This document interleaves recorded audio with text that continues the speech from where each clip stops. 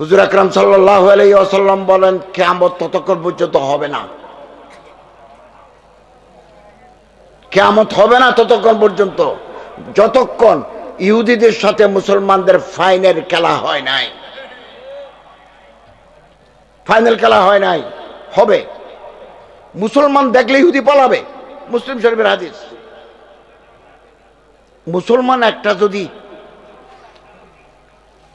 বিশ্বনাথে কেউ দেখে এই ইহুদি পালাতে পালাতে জাল লই পাহাড়ের ভিতরে জঙ্গলের ভিতরে ঢুকে যাবে। মিন ওয়ারাইল হাজার ওয়া শাজার, গাছের পিছনে পাথরের পিছনে লুকাবে, কারণ চারিদিকে মুসলমান। আল্লাহর হুকুমে, এগুলো নবীর কথা, পাথরের জবান খুলে যাবে, গাছের জবান খুলে যাবে। ফাকাল আল হাজার ওয়াস শাজার, গাছ এবং পাথর বলবে ইয়া মুসলিম, মুসলমান কোথায় আছো, যোদ্ধা কোথায় আছো, তাল কাম হিয়ার ফাকতুলহু, তাকে শুট করো, তাকে গুলি করো। গাছ বলবে, পাথর বলবে ইল্লাল গারকাত হুয়া শাজারু মিনাল ইহুদ, ইহুদের একটা গাছ আছে ছোট ছোট পাতা, এটার নাম গারকাত। এটা জান্নাতুল বকিতে, জান্নাত যেখানে এখন সাহাবায়ে কেরামদের কবর আছে, এটাকে একসময় বলা হতো বকিউল গারকাত, পুরোনো কিতাবে বকিউল গারকাত। এখন গারকাত গাছ নাই, সমান কোনো গাছ নাই এখন। ইসরায়েলি আছে গারকাত গাছ, এটা ইহুদির গাছ, তারা কথা বলবে না। কাঁঠাল গাছ, এই গাছ, আম গাছ, জাম গাছ, সবাই বলবে যে মুসলমান কোথায়, আসো আমার পিছনে ইহুদি লুকিয়ে আছে। আমাদের ফাইনাল খেলার জন্য তৈরি থাকতে হবে।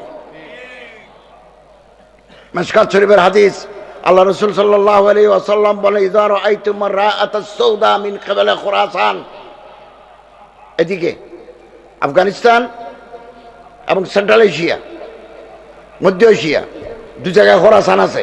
খোরাসানের ওদিক থেকে তুমি যদি দেখো বিরাট এক বাহিনী আসতেছে, সামনে কালো পতাকা, রাআতুস সাউদা, তখন তুমি তাদের সাথে বেরিয়ে যাও, এটা ইমাম মাহাদির সৈনিক, ইমাম মাহাদির সৈনিক। এখন আরবের 22টা আরব দেশ চেষ্টা করেও ইসরায়েলের প্রধানমন্ত্রীকে রাজি করাতে পারতেছে না যে তোমরাও থাকো, ফিলিস্তিন রাষ্ট্রও থাকুক না। ওনার কথা হচ্ছে তোমরা ফিলিস্তিনিদেরকে নিয়ে যাও। কাকে বলতে? জর্দানকে বলতেছে, জর্দান মরুভূমি আছে। মিশরকে বলতেছে সিনাই, তুরি সিনা, সিনাই উপত্যকা নিয়ে যাও।